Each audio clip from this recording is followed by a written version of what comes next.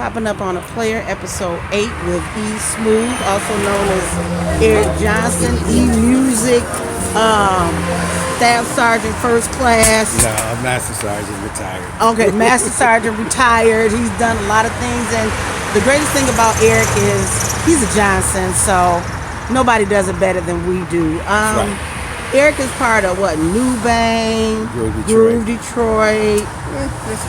Those are the only two collectives now. A couple of labels I've been on, and, just trying to do my thing. Okay, well, tell me a little bit about you. Like, when did you get into the music? What is it about the music you love? I've been a DJ since 1974. So, how old were you, like 8? 13. Okay. I took it seriously when I went in the military, which was 1980. Actually was kind of mentored by some cats from New York, those while I was in the military. So I was able to really sharpen up a lot of my skills. In the military and stuff. So it kind of took off there. And before then, I was in elementary, playing instruments, flute, clarinet, and stuff like that. Then later the bass, guitar, lead guitar, keyboards, and so on. So have you ever produced any music, or is producing on your radar? Yep. Well, I already have. Okay. Have we heard any of it? There's some that's been out. I did an EP for it's a label called Future Rhythms, which is the sister label for Future Soul, owned by Carl Dupree out of New York. Deep Intervention EP that came out in 2007, 4 tracks. Also, before that, I did a track for a cat named Razmir Mantry out of New Jersey, Mantry Records, called Soul Resurrection. But the very first track I did was for Reggie Dokes on Psychostasia, called In Too Deep. That name, Reggie Dokes, sounds so familiar, and I don't know if it's just because it was a neighborhood thing or what, but I really didn't get to know a lot of you guys until very, very, very, very recently. Right. So I hear names and I'm like, okay, that name sounds familiar, but Reggie Dokes is one that really sticks out there. Reggie's been in the game for a long time. He don't live here, he lives in Atlanta. Okay.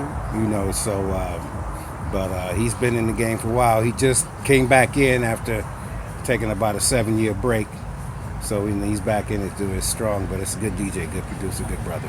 Now let me ask you, with regard to house, what is your favorite genre of house to play, if you had to pick? I like soulful. I always like soulful. Yeah, you do get deep with it. I like soulful. I like deep soulful. Yeah, if you want to grind, if you want to go deep, E-Music is who you really, really, really want to listen to. And do you have like a go-to track that you just enjoy playing, or that brings the people onto the dance floor? Not really. It's just whatever I feel, and I think, I'm a good judge of the crowd. I can tell when they react to certain things because I know how I would want to hear it.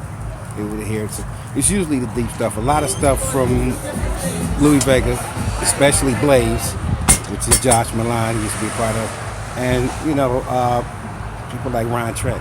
Those are my favorites. Okay. Anything. And I know you love Osalata. Oh, that's my favorite. He's in my top 2. So. And always has been. So now, speaking of tops, I ask this of every DJ and everybody I interview. Give me your top 5 Detroit DJs. And it doesn't have to necessarily go in order. Norm Talley, Mike Huckabee, Delano Smith.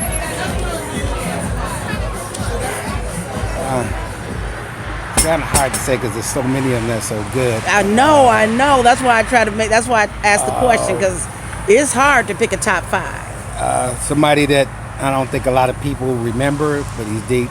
Reggie Curry, deep, real deep. That's 4. And I would say it's kind of hard. I like my peeps, Taz and Tony Henderson. So they would be like that. Taz. Yeah, definitely Taz. Those are mine.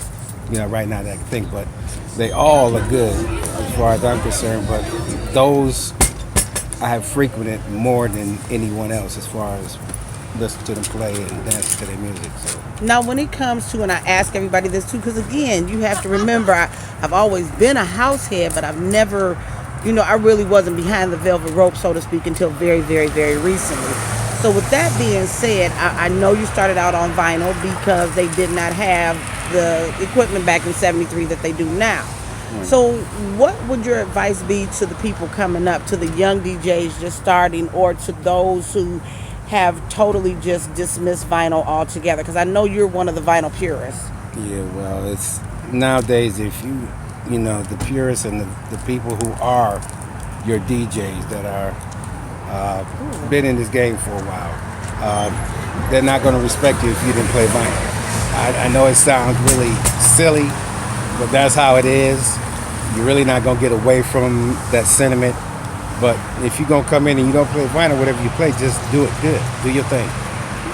Do your thing. You know, people are going to, you ain't going to stop people from backbiting and all that other shit. That's just how it is. So if you could say to anything to your DJ brother and sister, and what would you say?